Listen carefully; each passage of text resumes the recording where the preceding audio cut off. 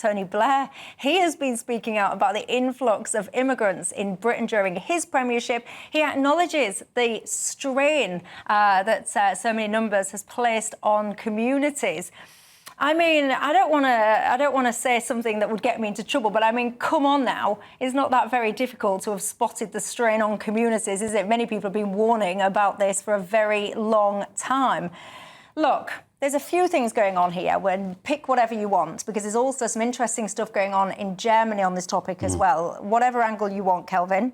Well, the fact that very kindly Sir Anthony Blair has decided to agree that him and Brown opening the floodgates for immigration into our country has led to a strain on communities. If anybody wondered why Nigel Farage is going to do stunningly well, for instance, coming up in the Welsh elections, let alone what happened here, and probably in the general election, it's to look back at that decision. So that was a poor decision. He knew what he was doing, but we did have, the only thing I would say about Blair is we did have an economy which could withstand it. Today, we don't have an economy that would stand it, even taking into account anything else. But the other aspect is... No, don't come to Germany yet. Hold your horses, actually. Respond on Blair, and then we'll bring Germany. Yeah. You won't believe, honestly, I just think sometimes we live in an absolute clown world. The German aspect of this story I'm about to tell you will just kind of reiterate that. But come on the Blair thing. Yeah, I mean, in terms of Blair's interview, I mean, he's basically trying to get it out there that because he was Prime Minister between 2004 and 2008, 2009, before Brown came in, that somehow he's not responsible for a country the size of Sweden that's moved here in terms of net migration. I mean, actually, I checked the figures earlier. Britain's population growth is about 60% more as a result of that. Now, as it happens, I'm pro-migration. I think, as you say, we needed those people for our economy. Well, we needed people anyway.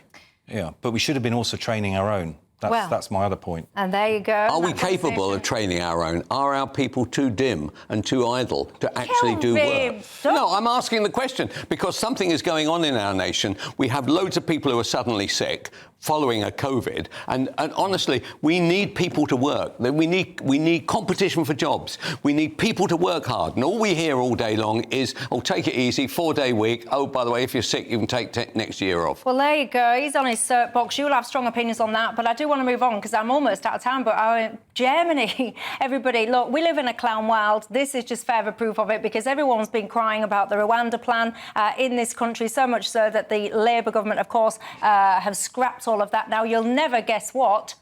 Tell them, Kelvin. Well, Germany has now opened negotiations with Rwanda to take over the very buildings which our taxpayers, you and me, and everybody watching this show, have actually funded. And that is honestly a new low. There's been a series of lows. The Labour refused to believe that it would be a deterrent if we send even 30 people to Rwanda, right, no matter what the cost. So they said, we're scrapping it. We will now never know. So Labour look more humiliated than even the Tories for spending sort of $750 million on it. Quick reaction from Kelvin, here's my prediction. There'll be more members of Olaf Scholz's centre-left coalition party that will get on a plane to go and inspect those facilities in Rwanda than they'll ever be able to deport people out. And that's the fact of it, because Germany's also part of the European Court of Human Rights. Yep. And there will be a pyjama so it never happened. Going out. Never happened. Well, just and they'll pick up more money. The clever people are the Rwandan finance department. They made a fortune. The suggestion of this, honestly, it's just enough to make your eyes water, isn't it? Honestly, we do. We live in a clown world. That's the only way I can kind of describe it these days. RAF Scampton, that's been in the press a lot of column inches over the last years, months. Why? Well, let's cross live to our correspondent, Will Hollis. He's there now. Will, good evening to you. Can you bring any viewer that has not followed the story of RAF Scampton up to speed?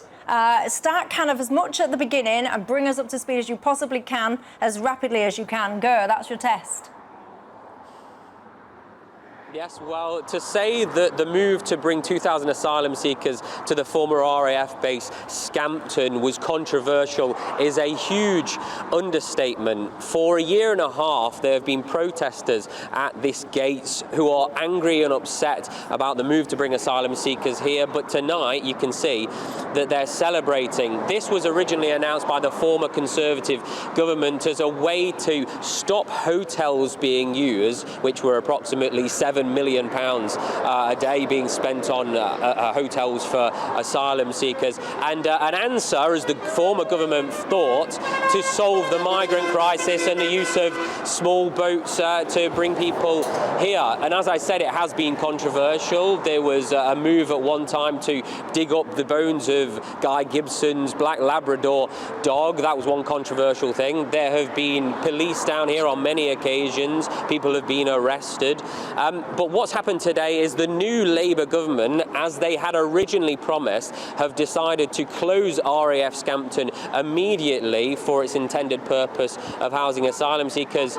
Not a single asylum seeker has stepped foot into this former dam-buster RAF base, but £60 million worth of work has taken place here in the year and a half since the plans were announced. And the new Labour government have decided that the £122 million approximately that would have been spent on the former air base to house asylum seekers between now and the year 2027 failed to deliver value for money for the taxpayers. It has been a very noisy place to report from over the last 2 years. I found it very difficult during this time, and I imagine your viewers can struggle to hear me as well. But tonight, it has been noisier than ever as people that are passing this particular part of Lincolnshire celebrate the cancellation of the use of RAF Scampton to house asylum seekers. Well, I probably owe you an apology then, Will, because I pass up and down past Scampton quite a lot, and I've been one of those people that very energetically toot my horn as I go by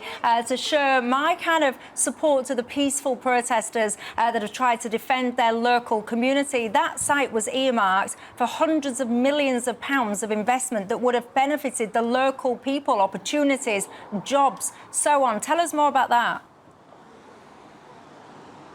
Yes, well, it's £300 million worth of investment that was earmarked for RAF Scampton. When the RAF said that they would be closing this particular base, the plan was to sell it to local investors who would invest in essentially a magnificent museum with aerospace technology, really celebrating the role that 617 Squadron, the dam-busting squadron, played during the Second World War, really taking the fight to Germany.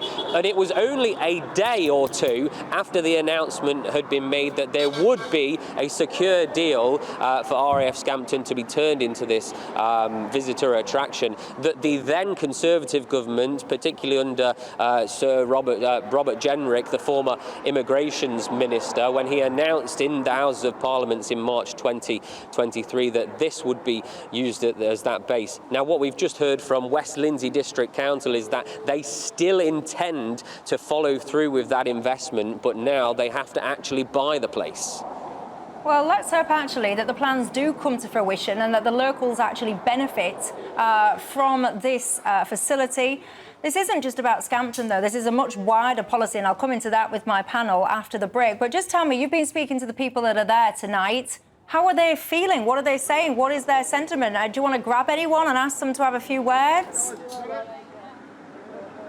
Well, they're quite happy. They're celebrating right now. They've got their England flags. They've got their Union Jack flags as well. I think right now they're just quite happy to be here. If you want to come back to me in a few moments, I'm sure that we could bring somebody for you live on GB News Tubes.